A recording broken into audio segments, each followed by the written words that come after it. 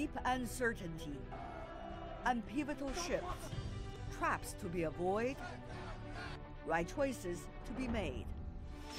Join me, Tian, for answers from the Swiss Alps with brilliant minds and key players. A world in change. A World Insight special on the World Economic Forum 2019. You're watching A World in Change, a special program of World Insight with me, Tian Wei, on the sideline of the World Economic Forum 2019. We are focusing on the reform of the state-owned enterprises for today's program. And now let's meet someone who has been in the sector for decades, Mr. Xu Niansha, the chairman of the Poly Group. He's going to share with us some of his visions about his company and how it is interacting with the development of China through China's reform and opening up process.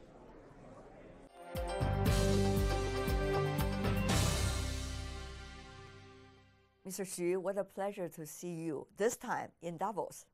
Thank you very much. You were, together with 3 others, coming from Azerbaijan and Singapore and China as well, talking about the Belt and Road Initiative. That was quite a heated debate at the World Economic Forum.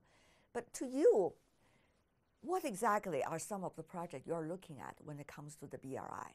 It's different, the projects. So part of it is like also the infrastructures, like the real estate. So another like the factories, establish or building the factories, the countries, the Belt and the Road, the countries, they need it. Of course, we have the culture of the business. It is more the interested and not unprofitable the business. Every countries they need to the culture of the business. So cooperate with China. The Chinese really a big market. So all of the Belt and the Road, the countries they like to the culture, the business artists come into the China. The Poly Group, from the very early years to now, a dramatic change. On the cultural business, that seems to be the new focus. And of course, that could also, in a way, bring a new momentum to the businesses that you're doing around the world. But some say, culture, how would you be able to do it in such a time when the economy, the prospect of the economy, is not necessarily the most optimistic? Now we enlarge our the entity business. So in a lot of the countries and areas like the real estate and so the investment and some of the industries, the business. Poly is very new, the companies compare with the other, the giant, so the companies, SOEs in China. So Poly is very young. We have some of the traditional the business, and also we try to developing the new business. The culture of the business is one of them.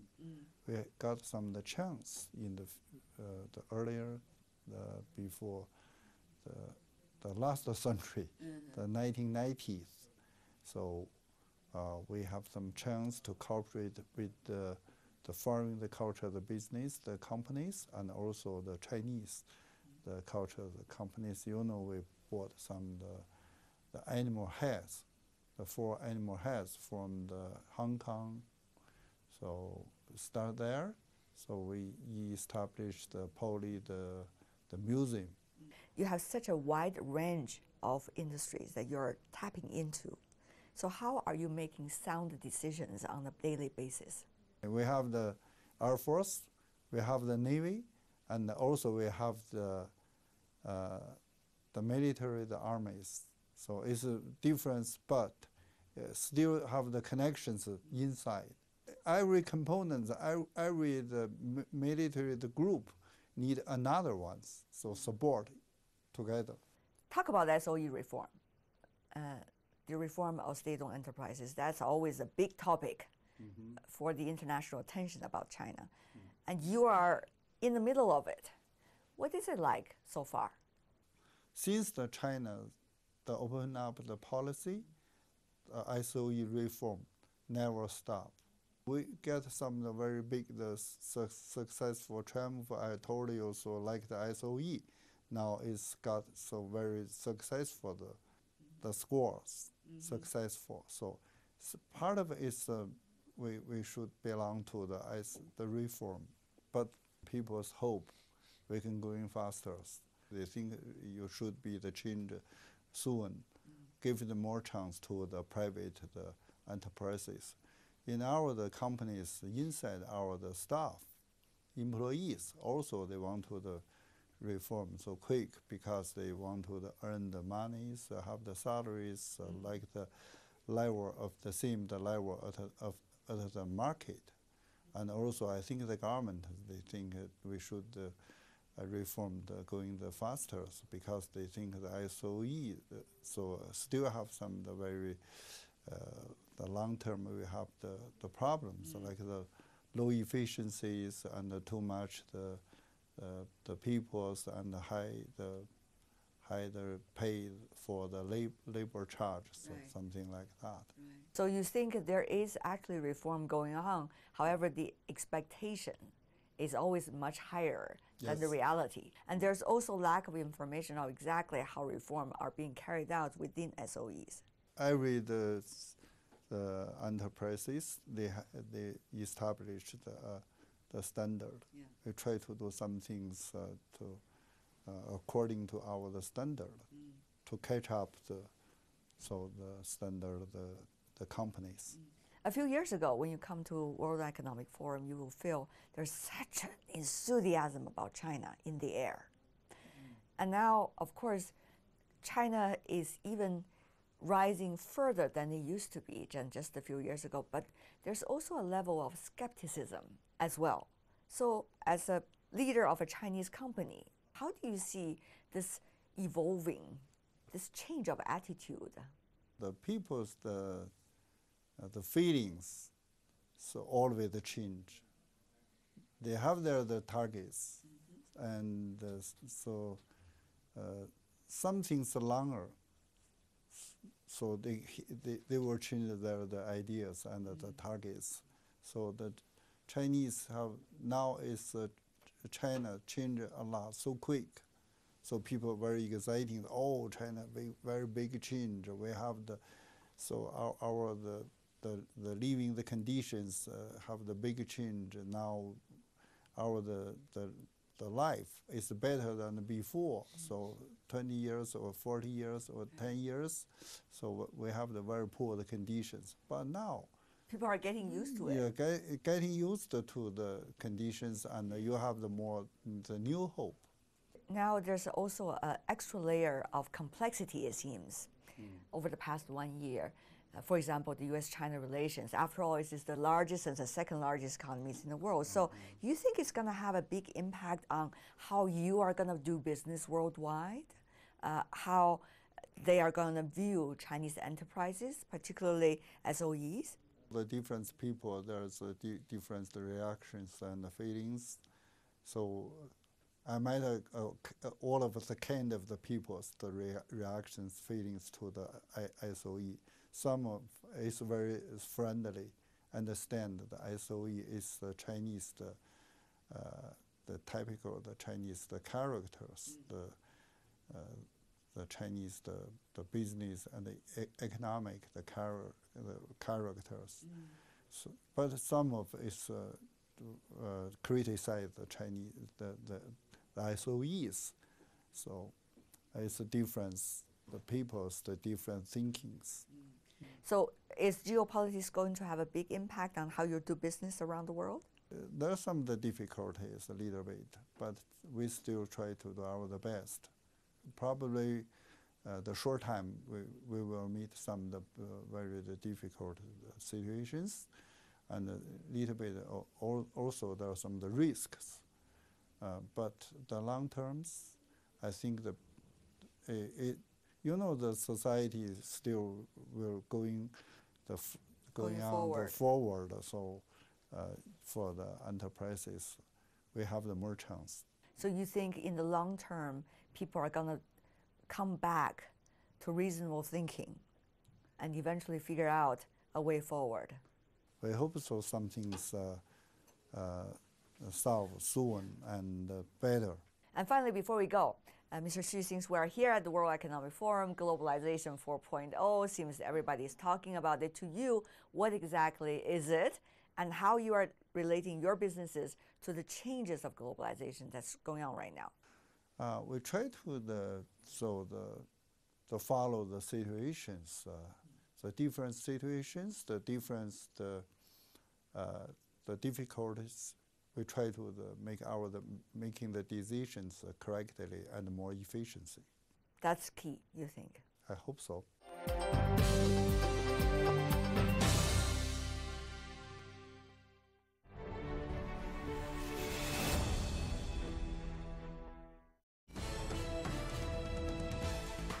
China Global Television Network. From broadcast centers in Beijing, Washington, and Nairobi. A unique global perspective. 6 channels and a video content service. News when you want it and where you want it. On TV screens, websites, mobile platforms, and social media. CGTN. See the difference.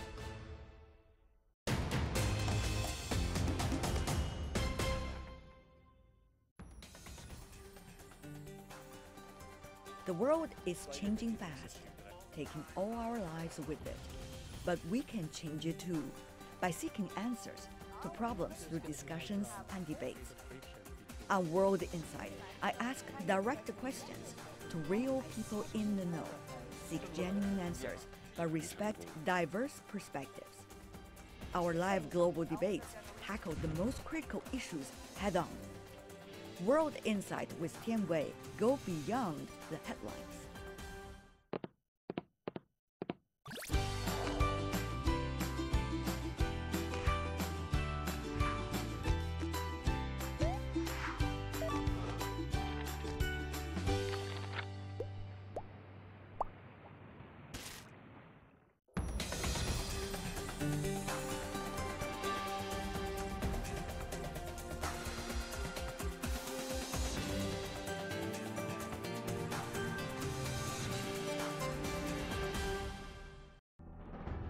Deep uncertainty and pivotal shifts, traps to be avoided, right choices to be made.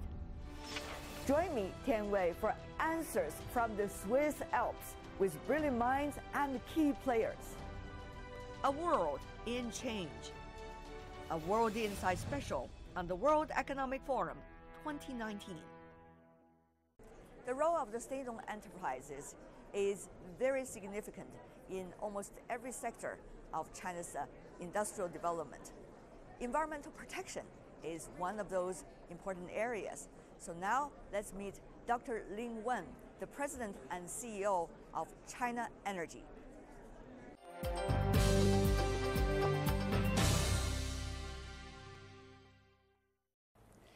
And now I'm joined by Dr. Ling Wen, the President and CEO of China Energy. Sir, what a pleasure to see you early morning in Davos. Yeah, thank you. Good to see you. Tell me more about how China is thinking from the energy sector, about the further development of its environmental protection area.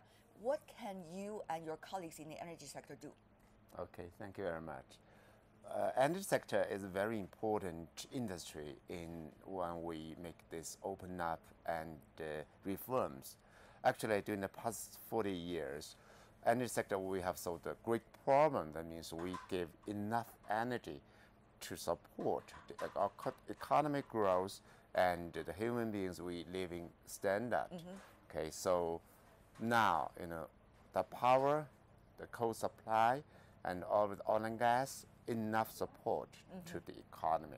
But since 2010, we face another great problem. That means the smogs in Beijing, in Shanghai, all of the great cities, we face the problem. But everybody, we need the fresh ash. That's right. So fresh for that, for our energy sector, we face great pressure because, after calculation, we know that we are the great contribution to these marks. So how can we solve the problem?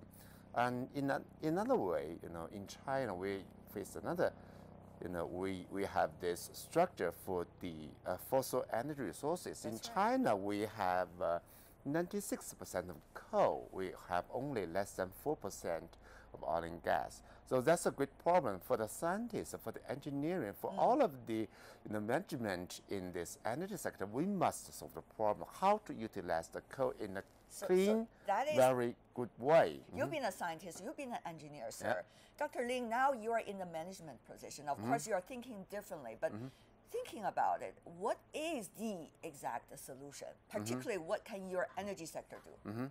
So everybody, you can define which kind of energy is so-called clean energy. But I want to say this kind of clean energy is not because what you produce from. It's just defined by what kind of emission you give to the public. Interesting. What you have just said seemed to be indicating that you see a very different role of coal in China, because coal internationally believed as the biggest, biggest source of emissions.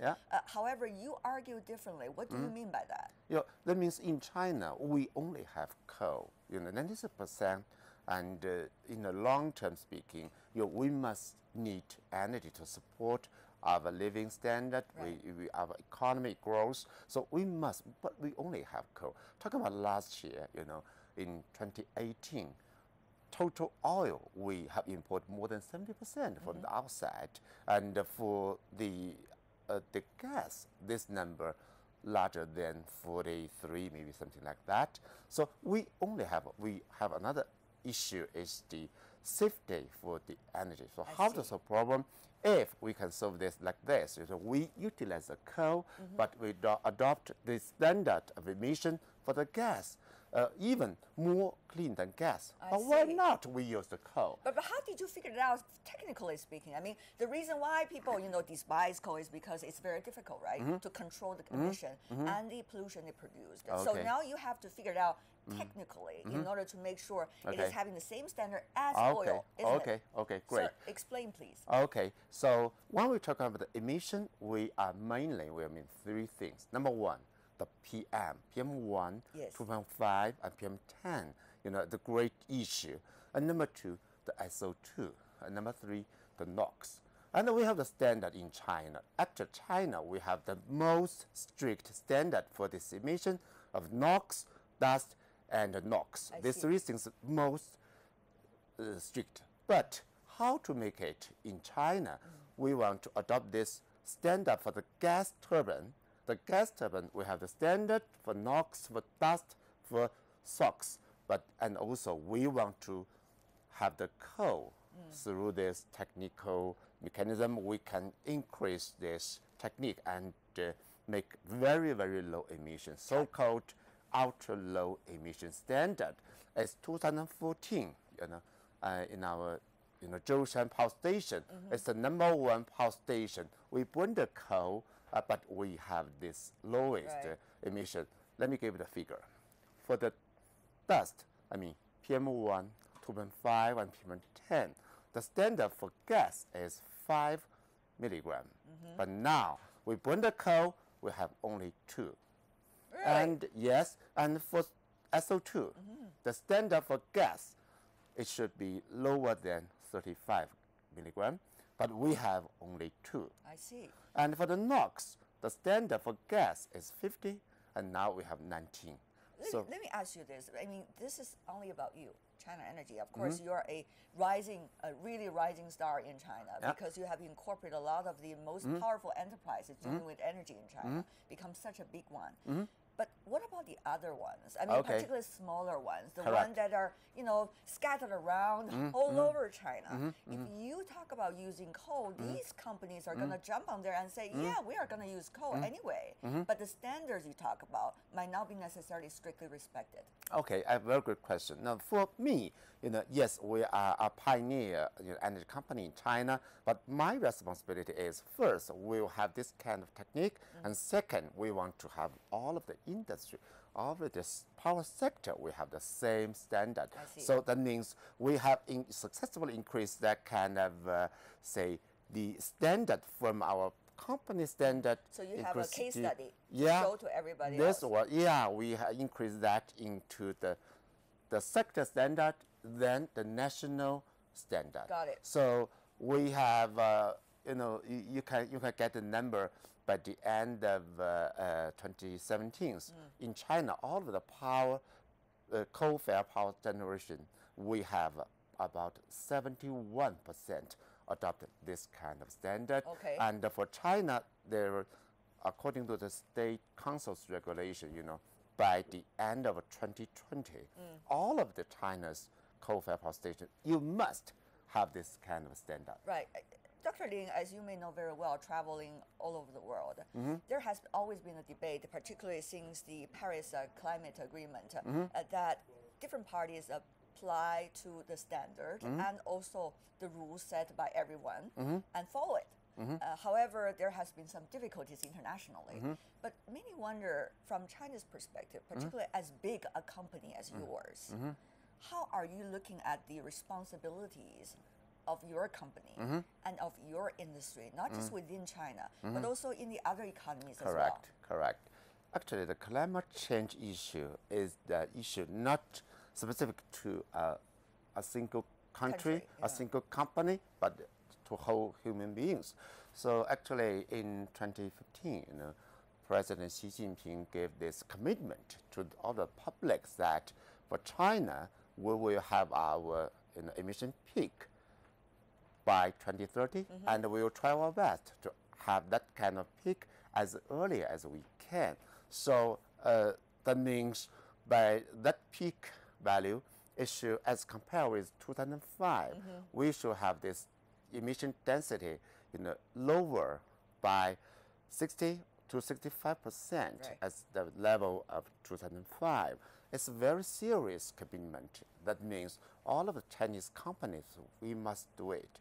And also, I'm the academician of CAE, China Academy of Engineering, and I led a group. We have a very, this R&D program. Say, how can we get the number, the target, and through what roadmap we can get that kind of reduce how to reduce emission for CO2, and we have got a solution. That means we need collaboration of all of the companies. We will do it because especially in the energy sector, because energy will give the CO2 emission of 85% of total emission. Talking about international cooperation, Dr. Lin, one question also about Belt and Road Initiative. BRI is a very important initiative that is building a platform for everybody to join and have eventually a win-win result for everyone on the platform. So I know your company is rather a state-owned company, SOE. In the international media, sometimes the SOE is related to certain name tags. So, Dr. Lin, how do you see the SOEs, particularly yours, cooperating with others on the mechanism of Belt and Road? What can be achieved? Particularly, how can you get your partners also having real win-win result? That's a very good question. Actually, in the past 40 years, last year is a 40th anniversary for this our policy for open up and reform. Okay. And I mentioned that we have solved the problem. We have enough energy to supply to all of China, but still in the whole world, we know that there is this unbalanced. And also, Belt and Road is a very traditional, our style for China. And the Chairman, President Xi Jinping, gave this initiative. It's a very good initiative. And for me, we have found a lot of opportunities in these countries, in Indonesia, in South Africa, in Russia, in Mongolia, even in Greece. All of these countries, we have found that during our past several years in communication with them, we found that we can find some win-win collaborations. Like what? For example, we are the best operation. We have the best technique in coal development, in the power generation, or even in the renewables because we are the largest wind farm owner in the world. So we have the best technique. We have our mechanism. We have the equipment. So apply all of this. We have the synergy to the this Belt and Road countries. We build the best, coal-fired power stations. We have best the wind farm. Even in South Africa, the largest, wind farm we have built, and it gave a very good performance for the country of South Africa. But Dr. Lin, of course, a lot of people are saying, what about for the long term, right? China is very capable of building things, and China will be able to mobilize its forces very well in order to build big projects. But what about for the long term? How will the countries working with you, or companies, particularly your partners, eventually have a win-win, which do not mean China win and win, but rather China wins, the others also win. This style is very important because we don't want to say we have a deal, I win, but you lost. No, you win, I win, but we give this cake larger than before. So that's a style. So we have several partners. One, we have make one deal. Great. I have the profit, you have your profitability. And second, we have, say, number two, number three. Even we have this collaboration to the third parties, so third countries. So we create a lot of opportunities. It's a style. So you're saying it has to be creative, isn't it? Yes. You have to look for the advantages. Yes. What every party has in this platform to get the eventual win. Yes, that's right. Before we go, globalization 4.0. I just wonder, to a business leader coming from China like you, what that really means to you. Actually, we say we need collaboration. The human beings, we have a past civilization. It depends on the level of our collaboration, not the level we fight each other. So we need collaboration. It should be very positive to China, to other countries, to all of the human beings. That's very important. Cooperation, that's the key word to you. What it means for globalization 4.0. Yeah. Dr. Lin, what a pleasure to have you. Thank you so much. Thank you.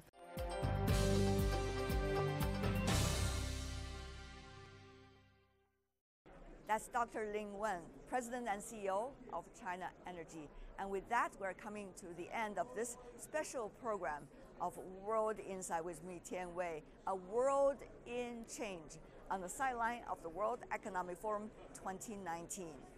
On behalf of my team here in Davos and back in Beijing, thank you for watching, and bye for now.